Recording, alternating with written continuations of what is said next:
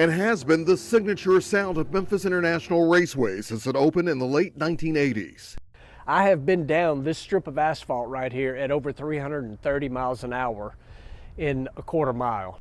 Clay Milliken from Drummond, Tennessee is a 6-time IHRA world champion who's grown up racing at this facility near Millington. He's shocked the drag strip, 2 drift tracks, an autocross, and a NASCAR track could soon be closed and demolished, possibly making way for a warehouse complex. It's just such a family-oriented spot that you hate to see it go away for another warehouse. This approximately 380 acres is owned by IRG Sports and Entertainment in Florida, a company that organizes various motorsports events. No one at their Palm Beach office returned our calls about plans for the race.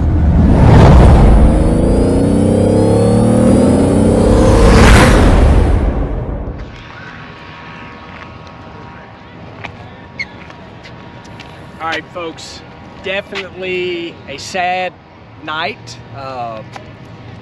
This racetrack, Memphis International Raceway, home for me from the day this place was opened. This place was founded in 1986 by a guy named Ed Gatlin. Him and some investors bought 400 acres of property where we're at here, where they built this drag strip. They built a NASCAR circle track, asphalt track over there. There's also a road course here. There was a dirt track here. It was home to the Mid-South Nationals with NHRA. It was home to IHRA Nitro Jam.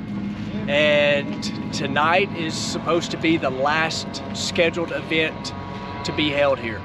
Fingers are crossed that maybe the group that's selling it, which is a company called IRG, we're hoping that someone will come and buy it and keep this drag strip open. That is what we're hoping that'll happen, but we do know for sure tonight is the very last event that will happen here under IRG ownership, and it's a great possibility this will be the last event ever held at this drag strip. I've done a lot of cool things here. I've made a lot of friends here. I've spent many hours here. I've raced Top Fuel here. I've bracket raced here. I met my good friend David Freiberger here. He posted that earlier today in like 2004. My family grew up here. I was here the day that they stuck the gold shovel in the ground to open this facility, and it's just a sad deal. But we are going to take Baby D and do a burnout tonight. We'll drive down the racetrack. That don't mean we're going to go really fast, because I'm pretty sure it's going to spin the tire, or if it hooks, me and Donna will be walking home. Anyway, guys, hope you enjoy this. It is a sad deal, but we were not going to miss the last one ever to be held right here, Memphis International Raceway, my home racetrack. All right, so it's been a long time since I sit in the tech line here at Memphis International Raceway. Me and you were way younger. I can remember coming here being worried about tech, because when this first opened in '87, it was the first racetrack. Thank you. It's the first racetrack that we ever went to that really had any kind of tech. Most of the other tracks we went to, you know, if you had a helmet and seat belts, you were good to go. But I can remember sitting right here and being nervous.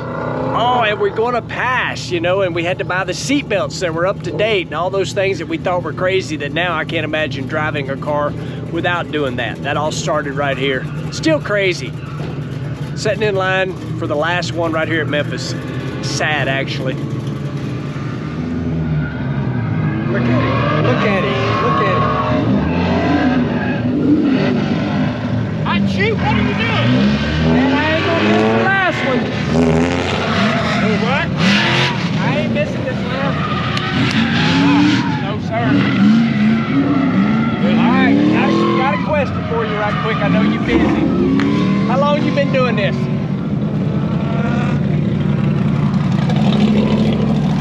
1985. Speak right up. 1985. 1985. June of 1985, but I was hired in January of 1985. See, I'm ready for you. See, Lynn and I have been arguing over. He said it started in 1987. Well, I thought it was founded in 86, but you would know. It was founded in 85. O.W. Whitney and 35 investors. Ed Gatlin was one of them, right? No. No? No. No? No. Ed Gatlin was not one of them. He bought it from O.W. Whitney. There you go, y'all. That's your correct info. Do not believe everything you read on the internet. Don't believe everything I say. That's what. Okay, y'all, how fast do we think Baby D's gonna go? First of all, we're here with the whole family, just so y'all know. Let me turn my light on. I ain't never used it. Is that better? I think it is. It is. Y'all have seen them all before. It cut off again. Lee, Tracy, Cliff. They've been out here more than I have. So anyway, what was you asking? How fast do you think Baby D's gonna go? So Cliff wanted to do mile an hour. Why? Because I don't trust my brother-in-law's spinning. I think he's probably going to spin. So I'm going to say 117 miles an hour and back half in 4.7 seconds. I'm just doing miles per hour. I'm gonna say 111. I say 112. I'm gonna say, golly, I'm trying to think. I think this thing is going to spin its brains out if I dump the clutch, which I'm not planning on it because I'm still trying to break the clutch in. I'm gonna say it's gonna go a high 12 at 108. All right. 115. Woohoo! Dang. All right, what was it again? I said 112. 111. 117. 115. What I say, 112. We got it on video. All right, I have pulled under this tower in slow cars, and I'm in one now. Baby D is not going to be fast compared to what I'm used to, but I had to be here tonight. Again, it's really sad. I got a grin on my face because I'm fixing to do a burnout in Baby D at Memphis International Raceway, and have been down this place, like I say, well over, I don't even remember how quick I've been. We did an Elvis car here too, so that's pretty cool. I'll find some of that stuff hopefully and put in this video. See what happens. See if we can do a burnout.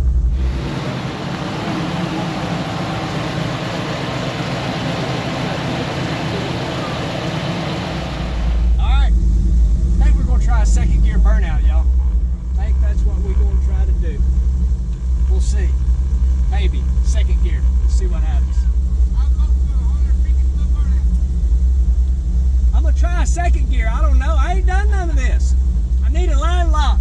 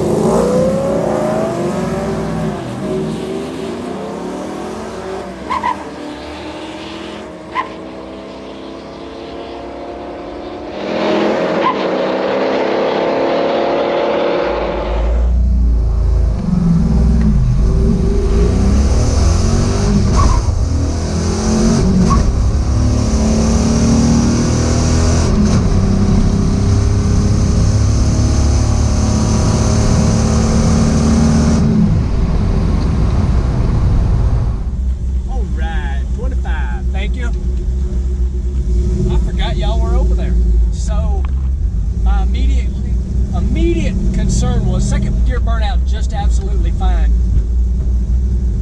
Truck's hot. Hopefully it's okay. But it was not happy. Like first and second gear were okay. And then it felt like it was laying over. And it's definitely hot. I've not seen this thing get any kind of temperature in it. Looking at everything else, oil pressure's still good, fuel pressure's good, but it's coming down a little bit, but it's not happy. It was not happy at that RPM for that long like that. We need Brent here. We need to download it. We need to look at it. Yeah, not a happy camper. It did not run good. I should have just lifted, but I did not. I did not. It did not run very good at all. I don't know what it run, but I can tell you this. We did a burnout. That's what I came to do one last time at Memphis International. And I think we're going to call that. That's it. All right, let's see what we got here. 2.67 60 foot. 973 at 660. 50. I need my cheaters on. It only went 86 miles an hour, 1522. It ain't happy. We're gonna call that good. We did what we wanted to do, which was come here and do a burnout. We did that. We did a good burnout, but truck is not happy. I don't know. We're gonna have to get with Brent, see what's up. Baby D though, baby. We did a burnout on the racetrack right here at Memphis International Raceway. All right. I thought I won, but I was reading it wrong. Oh no. I think it's in need of tuning because it definitely laid down. I was like, yeah, I probably should let off, but I didn't. It needs to go see PFI speed again because it laid down bad. Felt okay when I first left it. It just like, oh. Did a good burnout, that's all. Real good burnout. Second gear at 6,500. And you caught third too. No, it's about the burnout. Oh. Yeah. It was a great burnout. It's bulletproof. That's the way it's supposed to be. So obviously Baby D's not happy and we're not really worried about it. We got the good burnout in. We'll get PFI speed, Brent on that thing, we'll figure it out. Don't care really. What this was all about tonight was doing what we just did, was a big old burnout for the last time. But here with Donna, Tracy, Lee, and Cliff, and in an open trailer. Like the good old days. With some chicken. We did drive Baby D, but Cliff had to bring him a golf cart and he did. So what I wanted to do was ask each and every one of us your favorite memory from here at the racetrack. Probably when you had your dragster and it was Mopar and you had Dalton and Kale here. In Super Comp. In Super Comp, yep. Yeah. I think it was Mama rolling up on two wheels trying to get here when you were running NHRA. And she closed the store and came up in the office parking lot on two wheels trying to get here. Trying to catch a qualifying run for Top Fuel, I believe. Yep, I think so. You ready? You want me to go? I have a couple. I mean, you've actually got more laps here. I don't have more laps than Cliff, but You probably got more than I do. oh yeah, I definitely you do. But probably my main one is going down the racetrack in a limo, hanging out the top in my wedding dress. With my wedding party in the limo, in the middle of a bracket race. That was awesome. And my very first win in the dragster was here. You've got how many track championships here? A bunch. I've got about 7 maybe. Y'all hear what he said? About 7. A good memory would be getting flipped upside down in my dragster. So you got to explain that. Getting run over by a golf cart in my dragster flipped me upside down one time. In the parking lot. Yeah, coming down the return road. And you've had 0 other crashes here with all the laps you've made here. You've never touched the wall here. And you get turned over in the parking lot. That's my only wreck. I can't say that, and you can Google it and find it. But I'm gonna be like Lee, I got a few memories here, but y'all are probably going to be surprised that my favorite memory is also in that Mopar dragster that Donna's talking about, and I'll try to put a picture in right here of that car. And my favorite memory is probably being here for the Mid-South Nationals. I just thought of another one that involves Super Comp, which is the 890 Index, which Cliff and I did that quite a bit.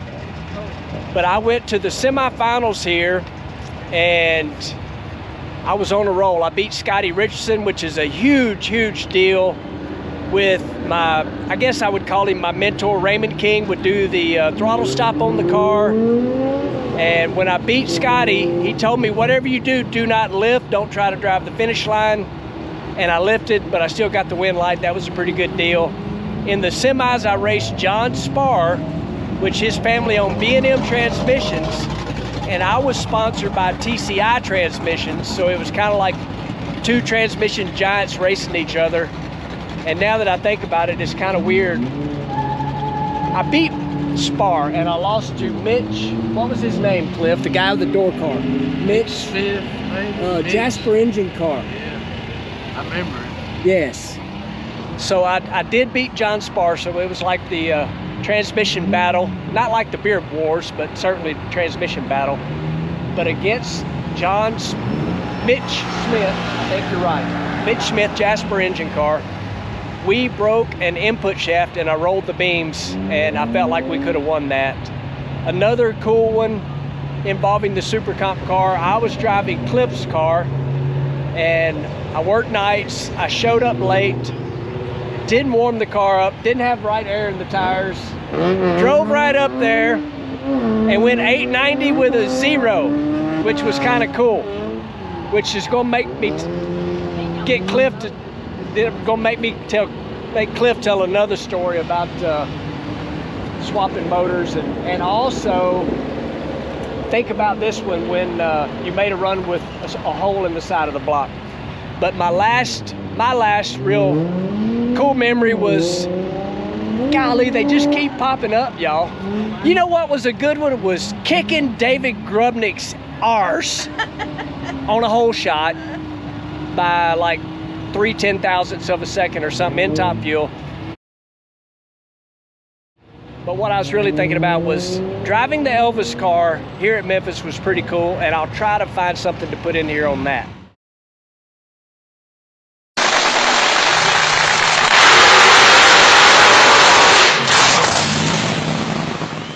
So now that I've been rambling, anybody think of something else yet?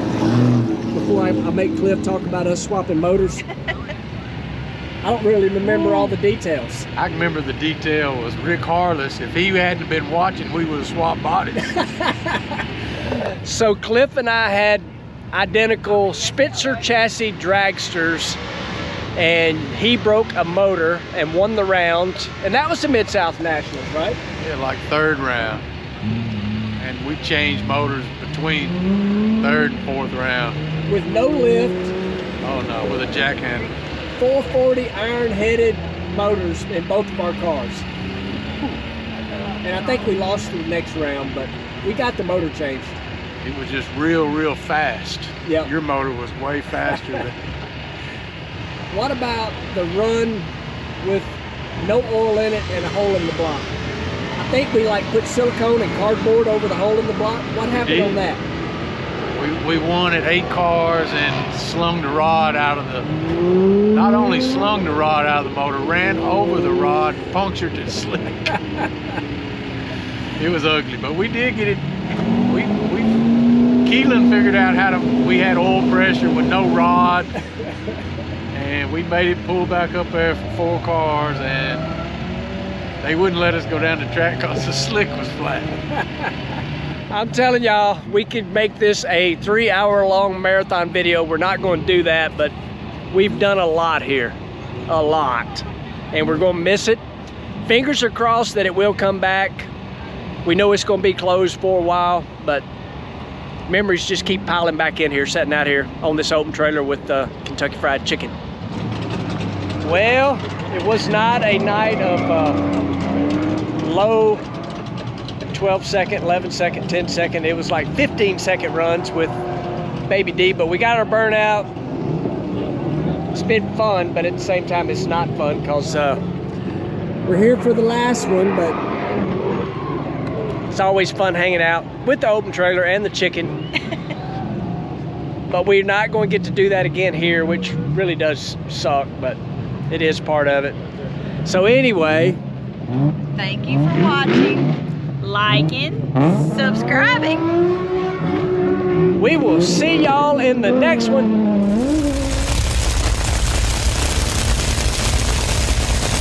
Clay Milliken first attempted to race here as a pro. Did that back in 2000. It's his home track.